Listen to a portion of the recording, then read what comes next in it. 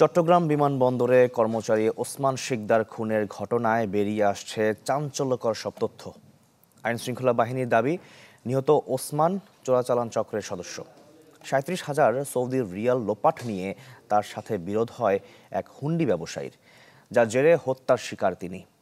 রনি দত্তের রিপোর্ট, ছবি তুলেছেন হারুন রশিদ।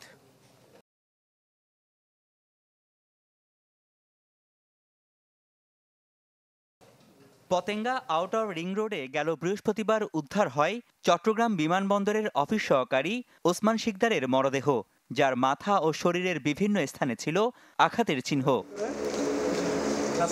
পুলিশের ধারণা, অন্য কোনো স্থানে খুন করে তাকে রিং রোড এলাকায় ফেলে যায় দুর্বৃত্তরা।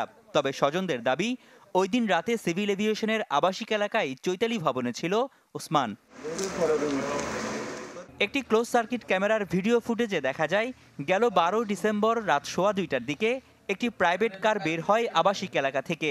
গেটে কারটি এন্ট্রি করা হয় সিভিল এভিয়েশনের ইলেকট্রিশিয়ান ইব্রাহিমের নামে। তাকে আটকের পর বেরিয়ে আসে ওসমান খুনের রহস্য। সেদিন রাতে চৈতালি ভবনেই মারধরে খুন করা হয় ওসমানকে। রক্তের চিহ্ন আছে বিছানাসহ বিভিন্ন জায়গায়। পরে কারের পেছনে করে মরদেহ বের করে ফেলা হয় রিং রোডে। এই ঘটনায় জড়িত ওসমানের আরেক সহকর্মী বাদল মজুমদার এবং আরিফ নামে এক প্রতিবেশীকে গ্রেপ্তার করে পুলিশ। এখানে একটি প্রাইভেট প্রোবক্স গাড়িতে করে বেশ কয়েকজন বহিরাগত লোক এই কোয়ার্টারের ভিতরে ঢুকে তারা এই ধরনের হত্যাকাণ্ড ঘটিয়েছে এবং তারা লাশ গুম করার জন্য আউটার রিং রোডে ফেলে গিয়েছিল। মূলত বিমানবন্দরে চোরাচালান চক্রের সাথে জড়িত ছিল ওসমান। কয়েক মাস আগে প্রায় ৩৭,০০০ সৌদি রিয়াল আত্মসাতের অভিযোগে তার সাথে ঝগড়া হয় ফটিকছড়ির মোহাম্মদ রাসেল নামে এক হুন্ডি ব্যবসায়ীর। খুনের 2 দিন আগে হাটহাজারী একটি মাদ্রাসায় বসে প্রায় 9 লাখ টাকা ফেরতও দেয় ওসমান, কিন্তু তারপরও শেষ রক্ষা হয়নি তার। ফটিকছড়ির একটা সিন্ডিকেট গ্রুপ, ওরা রিয়াল পাচারের কাজ করত। ওরা মূলত এই লাইনের মধ্যে অল্প দিনের মধ্যে আমার বাইকে সহ জড়াইছে। এখানে উভয়ের মধ্যে যা লেনদেন ছিল সম্পূর্ণ ক্লিয়ার করে দিয়ে এবং এটা আমরা একটা স্ট্যাম্প কপি নিয়ে এটা একটা আমার মীমাংসা করে দিছি গত 10 তারিখ। ওরা 10 তারিখ সম্পূর্ণভাবে বুঝে নিছে এবং আমার অফিস থেকে, মাদ্রাসার অফিস থেকে ওরা বুঝে সুঝে টাকা টুকা গনে নিয়ে সব কিছু নিয়ে চলে গেছে।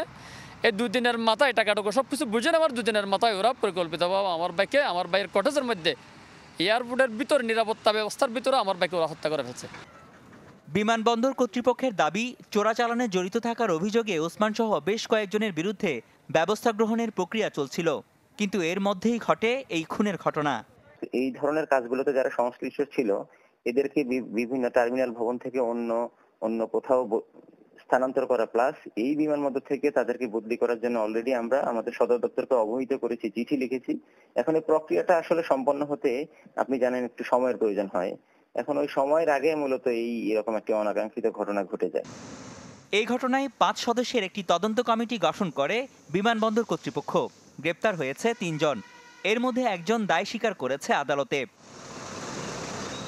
রনি দত্ত, চ্যানেল 24, চট্টগ্রাম।